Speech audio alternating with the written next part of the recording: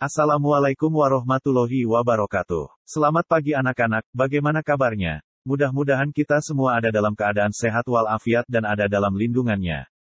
Pada pembelajaran PPKN sekarang, kita akan membahas tentang dinamika penerapan demokrasi Pancasila.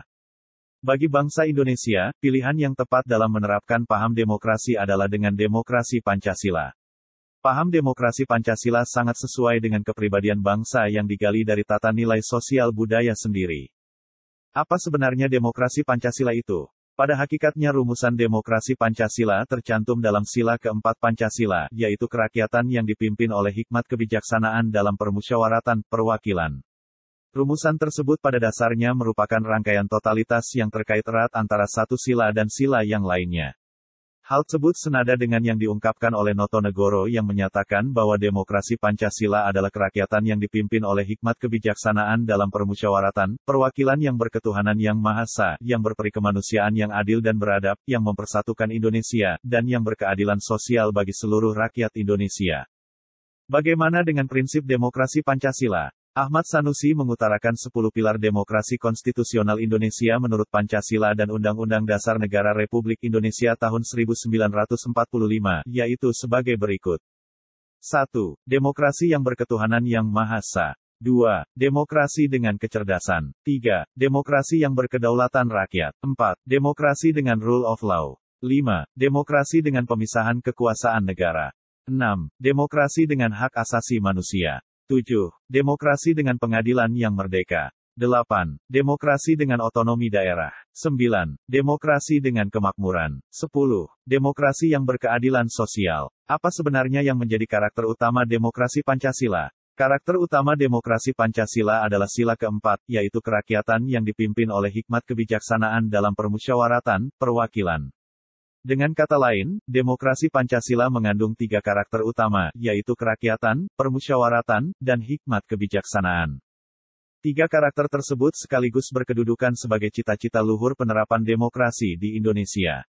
Cita-cita kerakyatan merupakan bentuk penghormatan kepada rakyat Indonesia dengan memberi kesempatan kepada rakyat Indonesia untuk berperan atau terlibat dalam proses pengambilan keputusan yang dilakukan oleh pemerintah. Cita-cita permusyawaratan memancarkan keinginan untuk mewujudkan negara persatuan yang dapat mengatasi paham perseorangan atau golongan.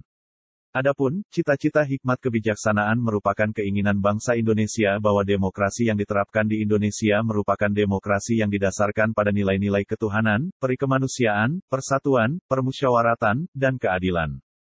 Selanjutnya, kita akan membahas tentang nilai moral yang bersumber dari Pancasila yang terkandung dalam demokrasi Pancasila, yaitu sebagai berikut. 1. Persamaan bagi seluruh rakyat Indonesia. 2. Keseimbangan antara hak dan kewajiban. 3. Pelaksanaan kebebasan yang dipertanggungjawabkan secara moral kepada Tuhan Yang Maha Esa, diri sendiri, dan orang lain.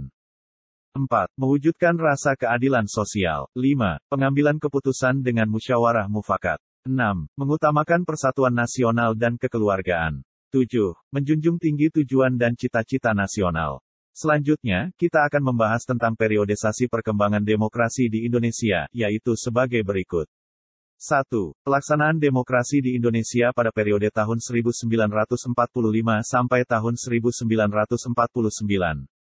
Pada masa ini, pelaksanaan demokrasi baru terbatas pada berfungsinya pers yang mendukung revolusi kemerdekaan. Adapun, elemen-elemen demokrasi yang lain belum sepenuhnya terwujud, karena situasi dan kondisi yang tidak memungkinkan.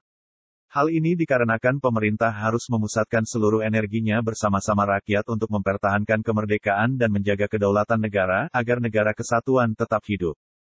2. Pelaksanaan demokrasi di Indonesia pada periode tahun 1949 sampai tahun 1959, pada periode ini, negara Indonesia menganut demokrasi parlementer.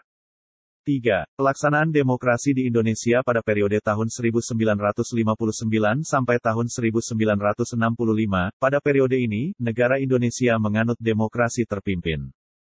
4. Pelaksanaan demokrasi di Indonesia pada periode tahun 1965 sampai tahun 1998, pada periode ini, negara Indonesia menganut demokrasi Pancasila. 5. Pelaksanaan demokrasi di Indonesia pada periode tahun 1998 sampai sekarang. Pada periode ini, negara Indonesia menganut demokrasi Pancasila era reformasi. Demikian pembahasan materi pembelajaran PPKN tentang dinamika penerapan demokrasi Pancasila. Mudah-mudahan bermanfaat bagi kita semua. Wassalamualaikum warahmatullahi wabarakatuh.